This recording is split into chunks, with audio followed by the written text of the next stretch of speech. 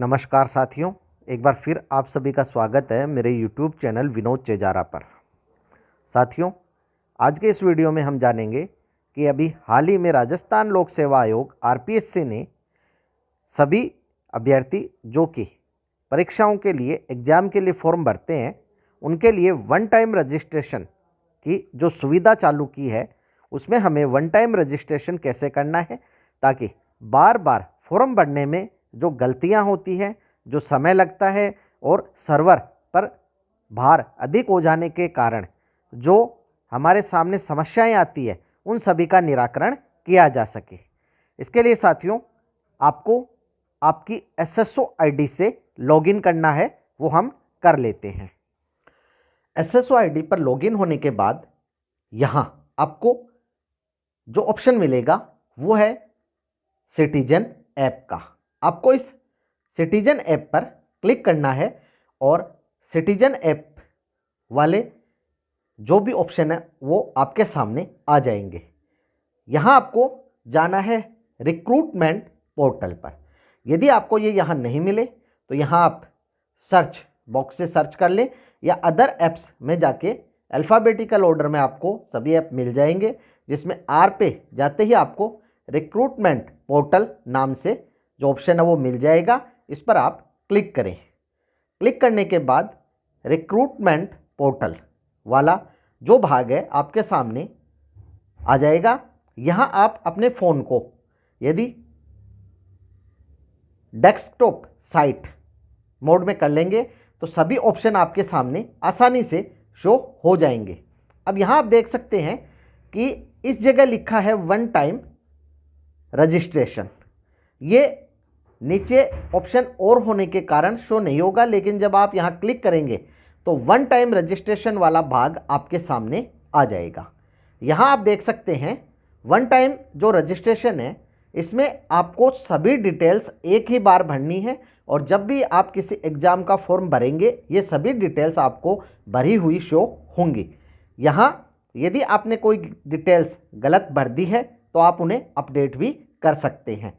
हम यहाँ देख लेते हैं कैंडिडेट फर्स्ट नेम और लास्ट नेम यहाँ शो हो रहा है। यहाँ डेट ऑफ बर्थ, उसके बाद फादर्स नेम जो कि यहाँ लिखा नहीं है, ये हम यहाँ लिख देंगे। तो इस प्रकार से जो भी कमियां हैं वो सारी हम यहाँ भरेंगे। इसके बाद जेंडर और मोबाइल नंबर। साथियों, यहाँ आपको एक बात का ध्यान रखना है कि यहाँ दो ही ऑप्शन दिए गए हैं, फर्स्ट नेम और लास्ट नेम का। तो यदि आपके नाम में मिडिल नेम भी है तो वो आप फर्स्ट नेम के साथ ही लिख दें। इसके साथ ही साथ आपको यहाँ एक नोट दिया गया है कि आपको आपका 10वीं या समकक्ष जो प्रमाण पत्र या सर्टिफिकेट मार्कशीट है वो भी आपको अपलोड करना है और साथ ही साथ एक ID प्रूफ भी अपलोड करना है। इसके बिना ये वन टाइम रजिस्ट्रेशन की जो प्रोसेस है वो पूर्ण नहीं मानी जाएगी। अब हम इसके अगले भाग पे चलते। यहाँ हमें एक तो डॉक्यूमेंट टाइप दिया गया है जिसमें हम देख लेते हैं यहाँ डॉक्यूमेंट कौन कौन से हैं। आधार कार्ड है, driving licence, PAN card, secondary और इक्विवेलेंट मार्कशीट, वोटर ID। इसके साथ इतने जो डॉक्यूमेंट है उनमें से आप जो भी डॉक्यूमेंट अपलोड करना चाहें वो यहाँ अपलोड कर सकते हैं। तो साथियों, यहाँ सबसे पहले आपको जो आपकी मार्कशीट है 10वीं की वो अपलोड करनी होगी। ये सेकेंडरी और इक्विवेलेंट हमने सेलेक्ट कर लिया है। अब नेम ऑफ बोर्ड में हम भरेंगे राजस्थान माध्यमिक शिक्षा बोर्ड।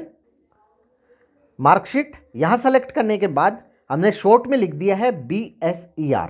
यहाँ भी आपको एक बात का ध्यान रखना है, जैसे BSER लिखने के बाद आपको किसी प्रकार का कोई स्पेशल कैरेक्टर जैसे कोमा वगैरह नहीं लगाना है, सीधे ही BSER अजमेर हमने लिखा है। इसके बाद 10वीं बोर्ड के जो रोल नंबर है वो आपको यहाँ फिल करने हैं। तो साथियों, यहाँ हमने हमारे रोल नंबर फिल कर दिए हैं। इसके बाद ईयर ऑफ पासिंग, यहाँ आप जब क्लिक करेंगे तो आपने किस साल जो 10वीं कक्षा उत्तीर्ण की वो साल सेलेक्ट करें।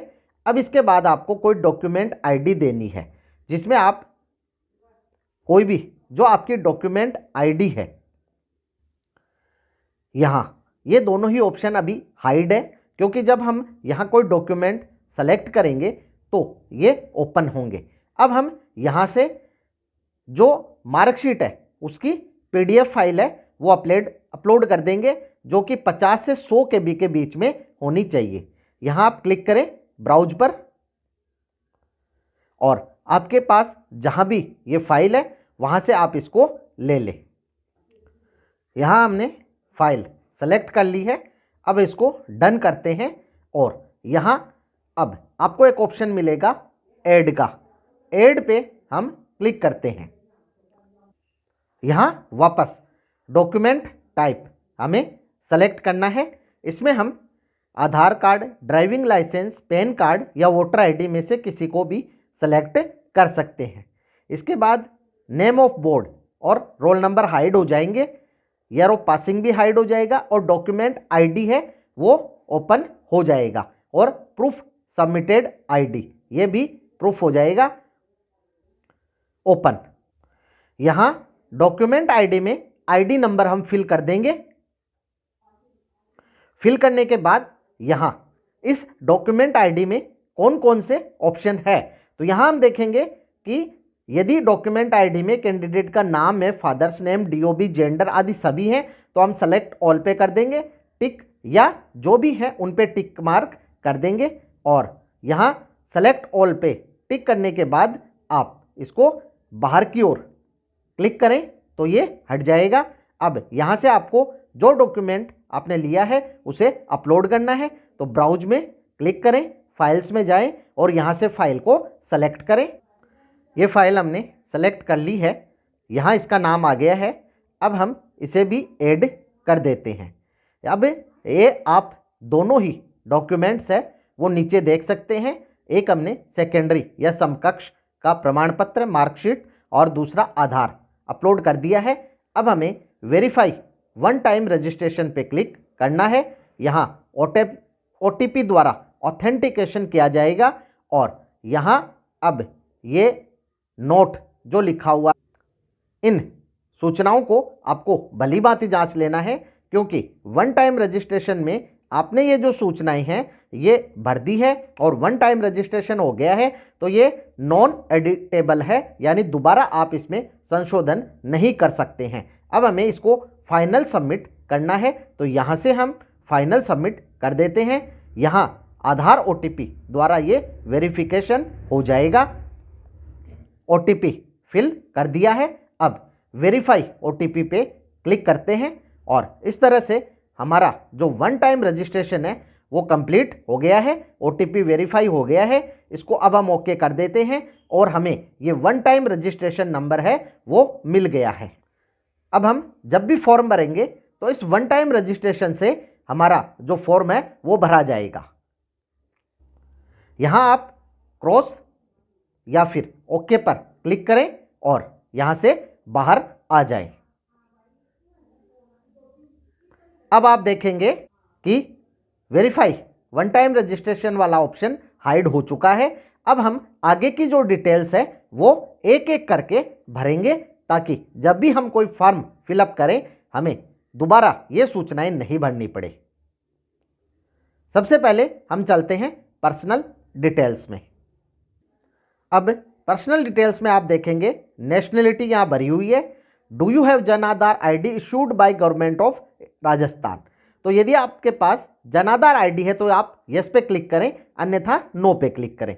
हमारे पास है, हमने यस पे क्लिक किया और यहाँ जन आधार नंबर भर दिया। अब हम फैच डाटा पर क्लिक करेंगे, जिससे हमारे जो डाटा है जन आधार के वो फैच हो जाएंगे, जो कि आप देख सकते हो। अब यहाँ आपको उस व्यक्ति को सेलेक्ट करना है जो कि यहाँ वन टाइम रजिस्ट्रेशन कर रहा है। हम यहाँ सेलेक्ट कर लेते हैं और अप्लाई पर क्लिक करते हैं।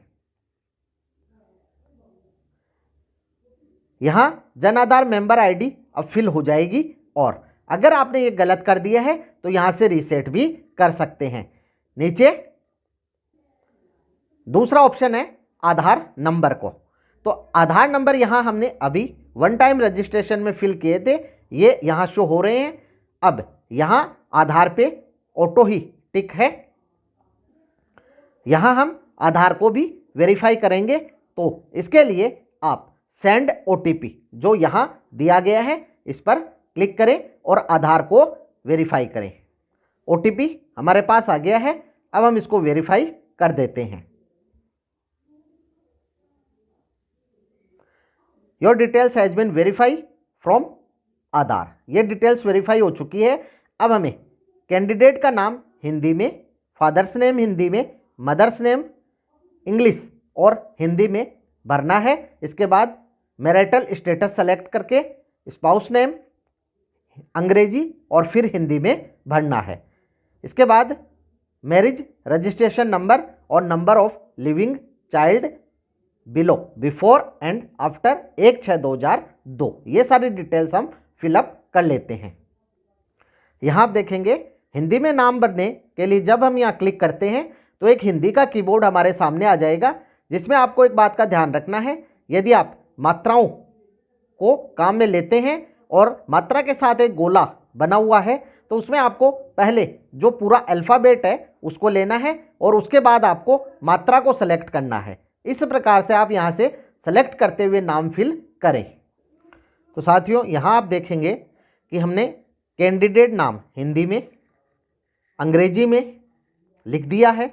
यहाँ आपको हिंदी नाम लिखता समय थोड़ी सी समस्या आ सकती है, तो आप जहाँ भी मात्रा हो पहले अक्षर पूरा जो भी है वो लिख के फिर मात्रा लगाएं। इसके साथ ही मैरिटल स्टेटस सेलेक्ट कर लिया है और स्पाउस नेम अंग्रेजी और हिंदी में लिखने के बाद मैरिज रजिस्ट्रेशन नंबर भी फिल कर दिए। यहाँ आपको एक बात ध्यान रखनी है, नंबर ऑफ लिविंग चाइल्ड में आपको 3 कॉलम दिखाई देंगे। पहले में आपको बॉक्स में 0 लिखना है। यदि आपके 1/6/2002 से पहले कोई चाइल्ड नहीं है, यदि है तो वो संख्या भरें। अगले में आपके जो चाइल्ड है वो भरना है और जैसे आप बाहर क्लिक करेंगे इसका जो टोटल है अपने आप आपके सामने आ जाएगा। यहाँ आप कैटेगरी है वो भरें। साथियों यहाँ category religion body mark fill करने के बाद सेव एंड नेक्स्ट पर क्लिक करें। पर्सनल डिटेल्स है वो यहाँ सेव हो गई है। इसके बाद कम्युनिकेशन डिटेल्स हमारे सामने आ गई है, जिसमें ईमेल अल्टरनेटिव ईमेल है तो कोई और है तो लिखे, नहीं तो छोड़ दे। जहाँ भी ये लाल स्टार मैंडेटरी है वो सभी डिटेल्स आपको भरनी है। यहाँ हमने ईमेल और अल्टरनेटिव ईमेल फिल कर दी है। अब परमानेंट जो एड्रेस है उसमें आधार और जन आधार से कुछ एड्रेस आपका ऑटो फिल आ जाएगा। जो आप और भरना चाहते हैं तो जो बॉक्स खाली हो उसमें आप भर दें। यहाँ एड्रेस है आप एडिट भी कर सकते हैं, जो लिखा हुआ है उसको मिटाकर आप सही भी लिख सकते हैं। ये एड्रेस लाइन 1 2 3 और फिर सिटी या विलेज स्टेट ऑटो ही शो हो जाएगा, डिस्ट्रिक्ट भी यहाँ आ जाएगा, पिन कोड और फ़ोन नंबर जो कि आधार और पहले हमने फिल किए हैं वहाँ से फेच हो जाएंगे। अब यदि कॉरिस्पॉन्डेंस एड्रेस डिटेल्स सेम है तो यहाँ सेम एज अबव पे क्लिक करें, अन्यथा सेम नहीं है तो आप नीचे भर दें।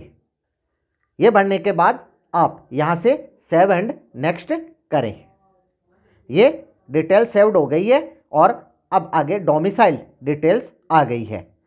जहाँ टीएसपी एरिया शहरी है या नॉन, तो नॉन पे ऑटो ही टिक है क्योंकि हमारा जो एड्रेस है उससे ये अपने आप आ गया है। यहाँ एक ऑप्शन है settled in India from other, जो नीचे ऑप्शन है वो दिखाई नहीं दे रहा है, फ्रॉम विच कंट्री। यदि आप किसी दूसरे देश से इंडिया में सेटल हुए हैं तो वो यहाँ पूछा गया है। या आप इसको नो रहने दें और सेव एंड नेक्स्ट करें। ये भी डिटेल्स सेव्ड हो गई है। इसके बाद है एडिशनल कैटेगरी, जिसमें स्पेशली एबल्ड कैटेगरी, यदि विकलांग है तो आप कोई भी जो कैटेगरी है वो भरें, अन्यथा नॉट एप्लीकेबल पर टिक रहने दें। इसके बाद इसमें फिर आपको जो स्पोर्ट्स है उसका नाम भी सेलेक्ट करना होगा। Are you NCC cadet instructor है तो यस करें, अन्यथा no. Are you ex prisoner exciting state government employ, तो जैसे कि मैं यहाँ गवर्नमेंट एम्प्लॉय हूँ तो यहाँ यस आ रहा है, पुराने जो फॉर्म भरे थे उनसे, और एजुकेशनल डिपार्टमेंट जो है उसमें मैं हूँ, तो यहाँ आप भर दे, अगर नहीं है तो नो कर दे। यदि आप आर यू डिपार्टमेंटल कैंडिडेट हैं, किसी डिपार्टमेंट में काम करते हैं तो यस करें, और यहाँ आपको डिपार्टमेंट का नाम भी सेलेक्ट करना होगा। इसके नीचे कुछ कैटेगरी और भी दी गई है, यदि आप इनमें से हैं तो टिक मार्क कर दे, अन्यथा सेव एंड नेक्स्ट कर दे। ये एडिशनल डिटेल भी सेव हो गई है। इसके बाद है एजुकेशनल क्वालिफिकेशन डिटेल। यहाँ आप देख रहे हैं नो इन्फॉर्मेशन अवेलेबल, ये हमें बढ़नी है। इसके लिए हमें यहाँ ऐड पर क्लिक करना होगा। ऐड पर क्लिक करेंगे तो एक नया पेज हमारे सामने ओपन हो जाएगा, जहाँ 1 बाय 1 जो भी डिटेल्स हम सेलेक्ट करके और भर देंगे। तो साथियों, यहाँ क्वालिफिकेशन ग्रुप में सबसे पहले आपको यहाँ से जो आपका ग्रुप है वो सेलेक्ट करना है। Diploma, eligibility, master, professional, secondary, senior secondary. तो हमने 10वीं को सबसे पहले लिया है, सेकेंडरी। फिर क्वालिफिकेशन टाइप, यहाँ आपको ITI या 10th लेवल, तो यहाँ 10th लेवल सेलेक्ट करें। नेम ऑफ एग्जाम, जिसमें CBSE 10th, 8 standard, ICSE 10th, open school, प्रवेशिका और सेकेंडरी और equivalent, RBSE 10th, secondary, secondary और इक्विलेंट, सीनियर सेकेंडरी और स्टैंडर्ड एक्स इक्विलेंसी। तो यहाँ हमने सेकेंडरी सेलेक्ट किया है। इसके बाद सब्जेक्ट ग्रुप, तो हमारा जो ग्रुप है वो एजुकेशन, शिक्षा से संबंधित है, वो हमने सेलेक्ट कर लिया है। बाकी आप यहाँ जनरल भी दिया गया है, वो भी सेलेक्ट कर सकते हैं। बाकी इसमें बहुत सारे जो हैं ग्रुप बताए हैं, आप देख लें आपको कौन सा ग्रुप सेलेक्ट करना है। सब्जेक्ट डिटेल में आप वही सेम मिलेंगे। इसके बाद नेम ऑफ बोर्ड और यूनिवर्सिटी, तो BSER अजमेर, हमने जो बोर्ड है वो हमारा लिख दिया है। Roll number, year of passing, duration in month, कितने दिनों में आपने किया, तो ये 1 वर्षीय जो है पाठ्यक्रम है। इसके बाद यहाँ रिजल्ट में आप CGPA है, फेल है, ग्रेड है, पास है, परसेंटेज है, रिजल्ट अवेटेड या अपेयरिंग है, तो हमने परसेंटेज लिया है और यहाँ परसेंटेज नीचे फिल कर दिया है। इसके बाद जो मैक्सिमम मार्क्स और मार्क्स ऑब्टेंड है वो लिख दिए हैं। और अब नीचे आपको जो डॉक्यूमेंट्स है वो अपलोड करने हैं। यहाँ नीचे आपको ब्राउज का ऑप्शन मिलेगा, अपलोड डॉक्यूमेंट। यहाँ ब्राउज पे क्लिक करें और डॉक्यूमेंट को अपलोड कर दे और ऐड पर क्लिक कर दे। यदि आप कंप्यूटर से ये कार्य करेंगे तो थोड़ी शीघ्रता से हो जाएगा, लेकिन हो सकता है आपको थोड़ा सा समय लगे, लेकिन जो भी डिटेल्स है आप आसानी से फीड कर पाएंगे। यदि कोई गलती हो तो यहाँ जो है एडिट और डिलीट दोनों बटन दिए गए हैं, आप यहाँ से कर सकते हैं। अब हमारे जितने भी एजुकेशनल क्वालिफिकेशन है एक एक करके हम यहाँ से ऐड करते जाएंगे, और जब सभी ऐड हो जाएंगी तो सेव एंड नेक्स्ट पे क्लिक करके आगे वाले ऑप्शन पे चले जाएंगे। यदि अभी आप ये बाद में करना चाहते हैं तो आप एक्सपीरियंस डिटेल्स पर सीधा भी क्लिक कर और यहाँ आ सकते हैं। तो यहाँ आप अपना एक्सपीरियंस भी ऐड कर सकते हैं। तो ऐड पे क्लिक करते हैं। एक्सपीरियंस टाइप, तो आप कोई संविदा कर्मी है और आपने किसी प्रकार के किसी भी जगह, जैसे यहाँ बहुत सारे एक्सपीरियंस टाइप दिए हैं, जैसे revised national tuberculosis control programme, 2 years experience as second grade operator, grade technician, fitter electrician, AIDS control society, chief minister Jeevan Rekha आदि जो भी हैं, यदि आप पे लागू होते हैं तो आप इसको भर दें, अन्यथा वापस यहाँ से बैक आ जाएं। फिर डिबार डिटेल्स हैं। यदि आपको किसी बोर्ड या पब्लिक सर्विस कमीशन ने डिबार किया है अनफेयर कार्य के लिए, तो आप यहाँ यस कर उसकी डिटेल भरें, अन्यथा इसको नो ही रहने दें। इसके बाद identification, please fill debarred details first, तो ये हमारे लिए नहीं है। इसके बाद एनक्लोजर डिटेल्स, तो ये भी डिबार्ड के लिए ही है, तो यहाँ ये हमें नहीं भरना है। आगे के सभी ऑप्शन है ये यदि डिबार्ड डिटेल्स में भरते हैं तो भरने हैं, अन्यथा नहीं भरने हैं। तो इस तरह से साथियों हमने जो 1 टाइम रजिस्ट्रेशन की जो प्रोसेस है इसे पूरा कर लिया है और जितनी भी डिटेल्स हमने भरनी थी वो भर दी हैं। तो यहाँ साथियों, आप आरपीएससी ने जो वन टाइम रजिस्ट्रेशन की प्रोसेस शुरू की है इसका लाभ लें और बार बार अनावश्यक होने वाली समस्याओं, समय आदि जो आपका खर्च हो जाता है फॉर्म भरने में, उससे बचें। यदि आपके फिर भी कोई समस्या है तो कमेंट बॉक्स में कमेंट अवश्य करें, आपकी समस्या का निश्चित ही समाधान किया जाएगा।